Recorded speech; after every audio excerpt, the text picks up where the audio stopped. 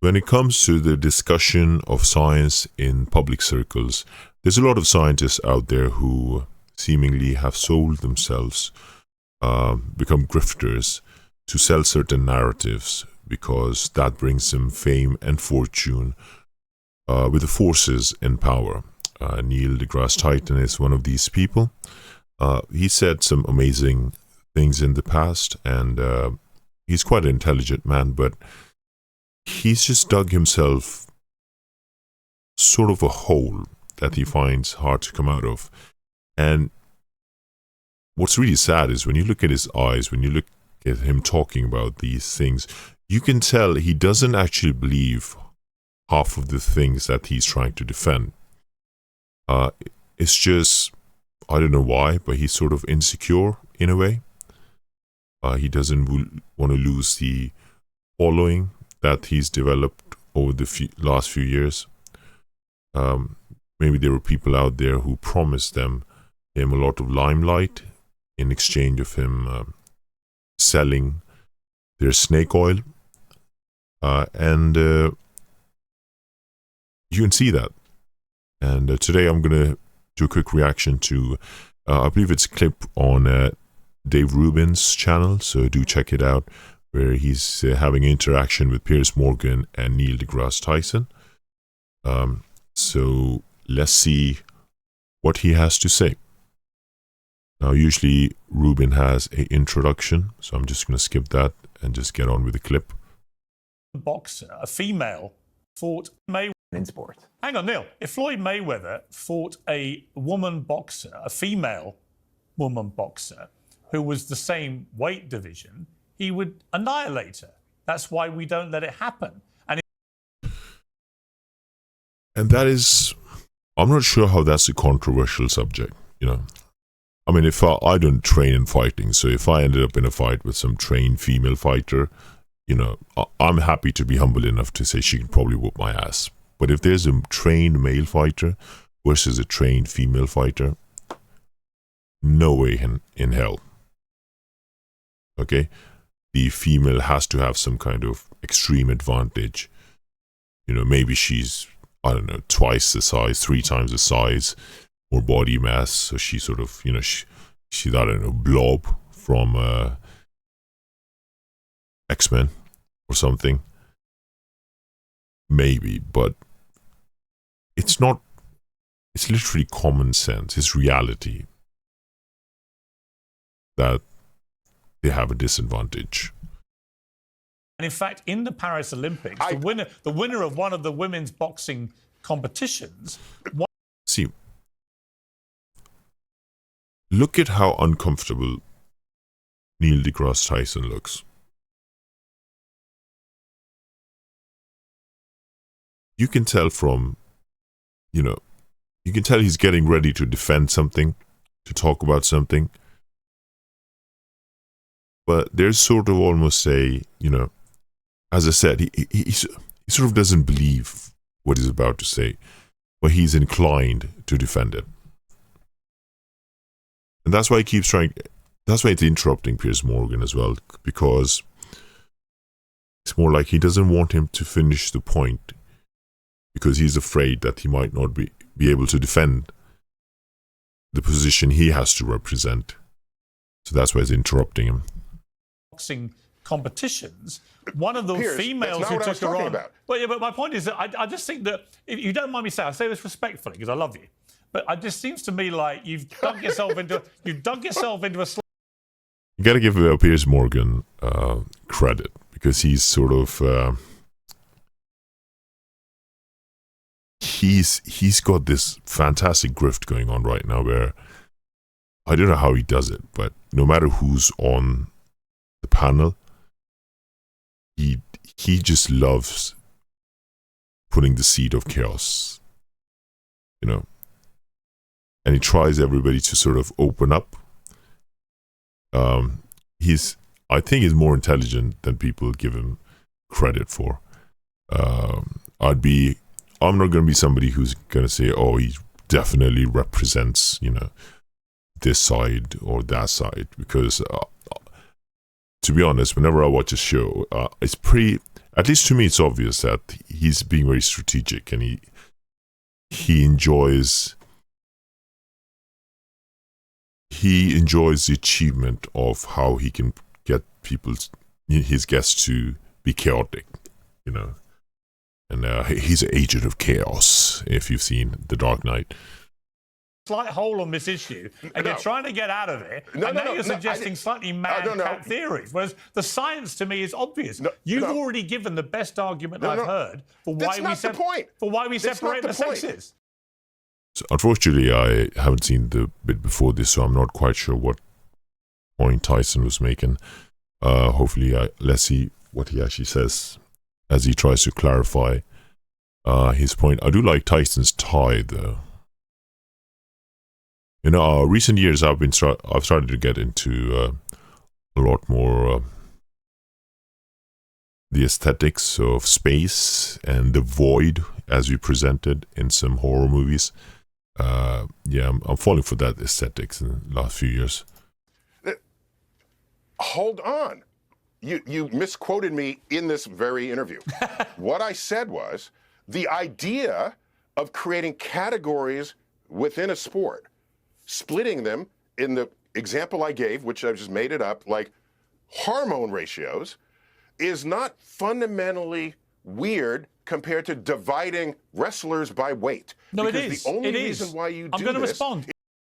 I saw a video of Tyson a while back where he's pushing for this thing because it's the only scientific way that he can produce to categorize people in separate categories without using the term sex or gender. And he keeps pushing this idea of hormonal stuff. Now it's true, hormonal increases and decreases can obviously affect somebody's performance in sport. There's no denying that. A lot of bodybuilders, for example, and a lot of sports people might take testosterone, for example, which would be illegal in a way, I guess. I'm not sure. I think nowadays there's like testosterone therapy, so I'm not sure how far that reaches in terms of its application to sport. I'm not sure how legal that is.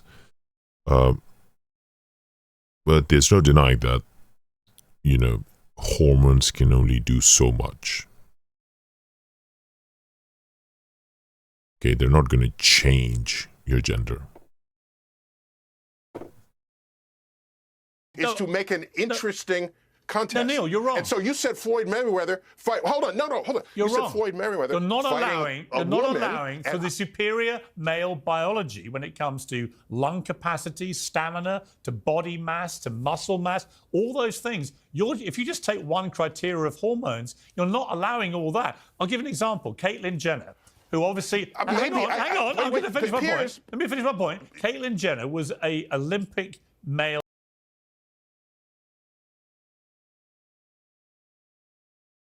Now, who appears to be the real scientist here?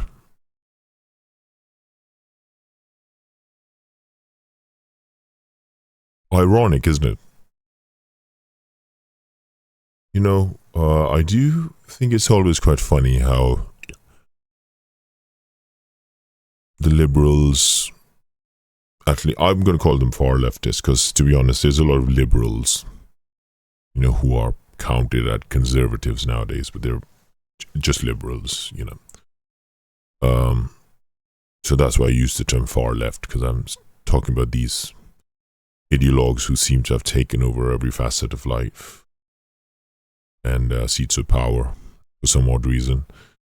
But he's just made so many points about the kind of differences there are. And I like how, whenever you talk to far leftists about some of these stuff, or anything, they always throw this thing at you, right? They'll say, "Oh, it's complicated," and then when you go into the complexities of it, they suddenly start to reduce everything again because they realize those complexities that you're talking about don't actually, make their point as strong as they think they do. They try to shut down the conversation by saying, oh, it's complicated. It's also this very snide way of trying to say, it's complicated and only my brain can somehow fathom how complicated this is. We are the intelligent lot. And that's something you see a lot of times in politics and the media. If you see a lot of people who, when they talk about Donald Trump supporters, they do this thing where, oh, well, 50% of the country is just stupid. They're low IQ or something. Now, you know what's really low IQ? Or you know what's really stupid? It's when you're somebody who's so intelligent, but so high IQ, you can analyze everything and still you cannot fathom the idea that, it's possible that maybe you're just wrong.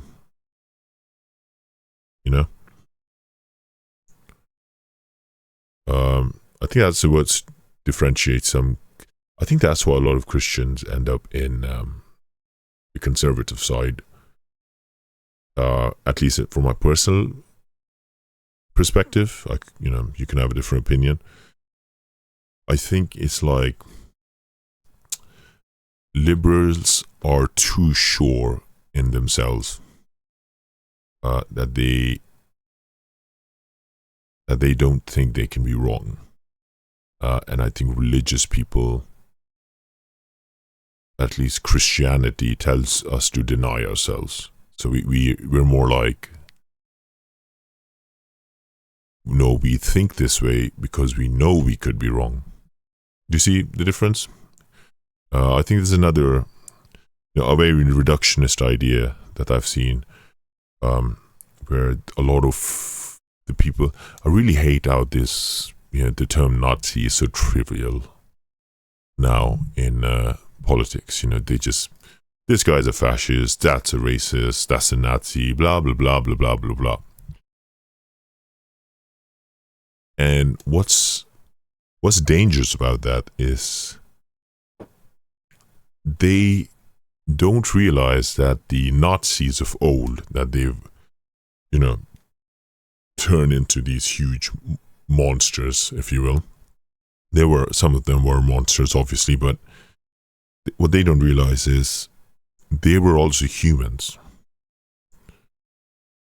Me and you could be as bad as them. But these people are full of this sort of, pride. This thing, there's this ego next to it, but they don't think they can be wrong, They love themselves as God. In fact, there was I think I mentioned this before, there was actually a study that found that narcissists are more likely to be in support of a lot of these left-wing movements. And I can't remember what it was fully. Do check it out. It is an actual study. So I'm not sure if it was something as complicated as, say, because they're so sure about their own, values that,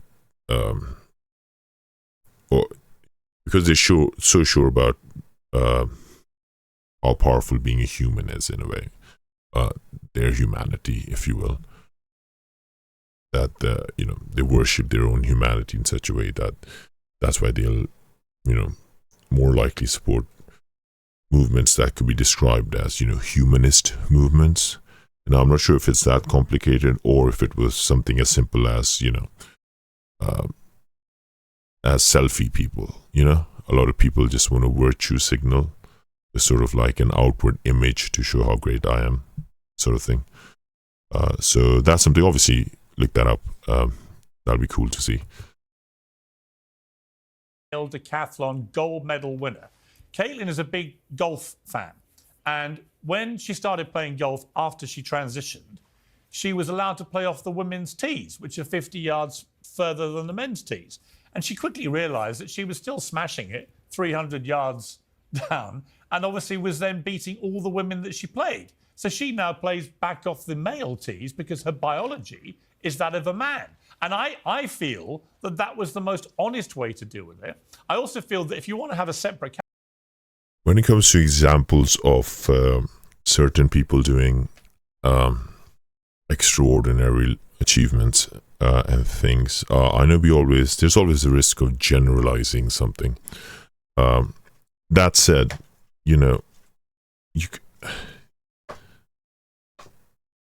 anybody who doesn't think that generally, men are stronger than women or that sort of thing are definitely sort of fooling themselves.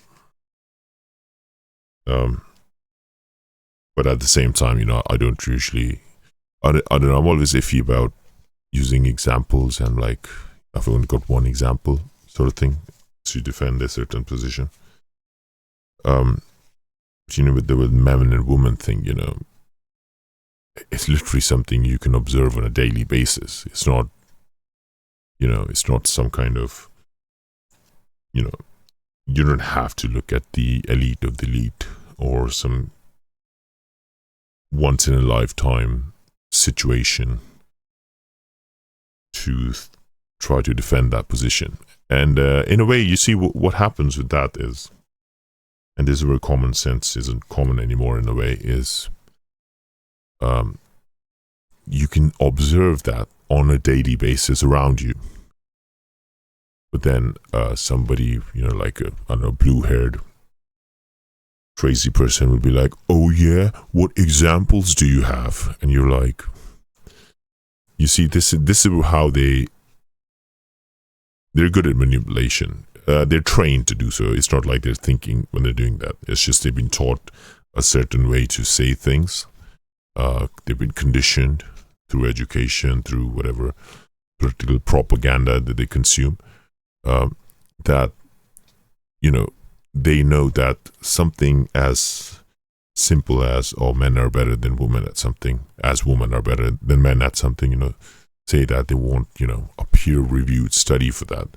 Because if we don't have a peer-reviewed study, we're somehow less intelligent, or our point is less important, that sort of thing. So our actual observation that we made, as I've made, as many people have made on, decades of their existence on Earth, that's not important because, these authority figures haven't made a little study about it. Even though, obviously, in this case, studies have existed for decades, if not centuries. Category, have a trans category, or have trans women compete against men, which is their biology. Isn't that the scientific way to resolve this? I don't have a solution. What I started this section of the conversation by saying that how you handle trans athletes is a frontier in sports that does not yet have a full solution. And this is a great example of people need to stop listening to these people, okay? I think there are way too many people out there who have no solutions. And what's funny is a lot of these people who don't have solutions will try to gaslight you into thinking you're wrong, even though you are the person who does have solutions. I'll give you a great example. So there's Jordan Peterson. Again, whatever you say about that guy, obviously he's been, steeped in controversy, and he's been through a lot, and he's not a perfect human being by any stretch. But say whatever you want about him. His works, his lectures, his discussions with some of the biggest intellectuals on earth. Whatever he does is helping people. It's providing a sort of solution for people. Like his cleaning his room thing. It's a solution. Yet I see so many people who think they're so intellectually out there, that they don't have a solution themselves. But for some reason, keep taking jabs at Jordan Peterson, who might have a solution for something. You know, a man who might be helping people have less chaotic lives. Okay, you don't have to agree with everything he does outside of his literature. You know, but that doesn't mean he might not be able to provide a solution for some people. You see what I mean? Yeah, people think, oh, we're intellectually superior to this man. I mean, we know we don't have a solution, but, you know, for some reason, the people who say this is right, this is wrong, are stupid. And honestly, this is one of the reasons that I always say, you know, as a good book says, this is a spiritual battle.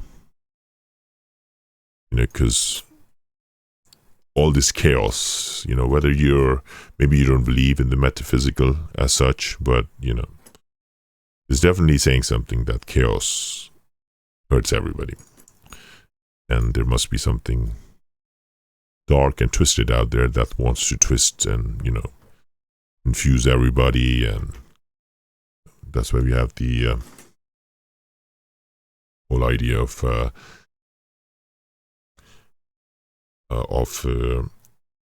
you know, the God of this world has blinded everyone. You know, this God of chaos. Sometimes I'm scared I'm going to turn into Alex Jones with some of these. Sometimes when I start thinking about this stuff. And so, and I made up an example, like maybe you could divide people by hormones. I don't know if that would work physiologically, but at the end of the day, we watch sporting events because they are competitively interesting. And so something's going to have to get resolved there, and I don't have that solution. I do. I do. And I just tossed up hormones. You have a trans category, or you have the trans women compete against biological men, which is what they are. Okay, so the reason I'm showing you that. And the thing is, this argument's been given by Neil deGrasse Tyson on many, many different platforms. And he always says this thing where I don't have a solution. If you don't have a solution, why do you keep wanting to talk about it? Why do you keep trying to defend it when you know you don't have a solution? And then, well, you know what is funny though, if you don't mind me saying. Okay. I take no pleasure in watching, you know, a boxing match where some dude who identifies as a woman is beating up another woman. Yes, you have to be a complete and utter psycho to enjoy that. Sick. But that said, you know, I can just say, it would be sort of funny to watch a normal man compete, maybe not boxing, but something else, you know, watch a normal man compete with a trans man.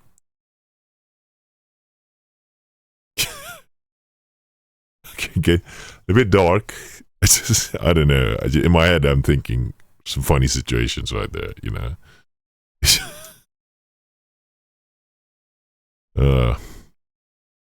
What is the world coming to? Well, I hope Neil deGrasse Tyson sees the light. I do appreciate a lot that he's done. One of my favorite things that he ever did was he was the only celebrity scientist who said this thing, which, you know, he was talking about the Gregorian calendar, and he was explaining things like daylight saving hours and BC, you know, AD BC, and it was on Joe Rogan, I believe, and I have mad respect for him because he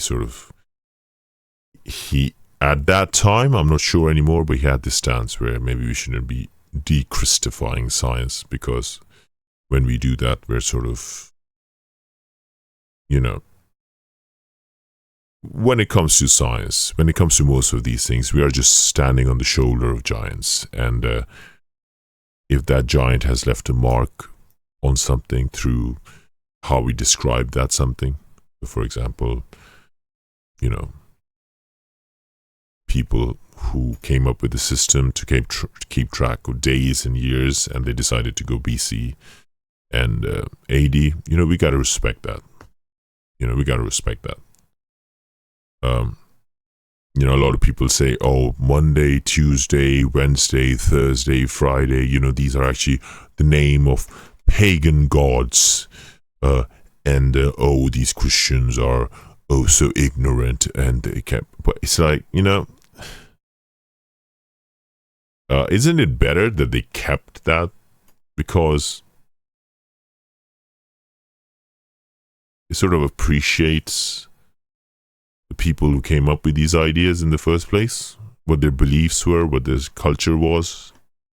You know, this is why I love what Tolkien did. You know, he took these stories from these cultural stories. You know, these cultural creatures. You got the elves, you got the dwarves. You know, these are from, if I'm correct, Celtic mythology. Do correct me if I'm wrong. But he took those things and he sort of, you know, made this fantasy around it, injected Christianity into it, made this amazing tale out of it. But still, they're still elves, they're still dwarves, you know? It's not what Dungeons and Dragons has been doing, where they took these races and they renamed it to species, you know, which is actually stranger than you think.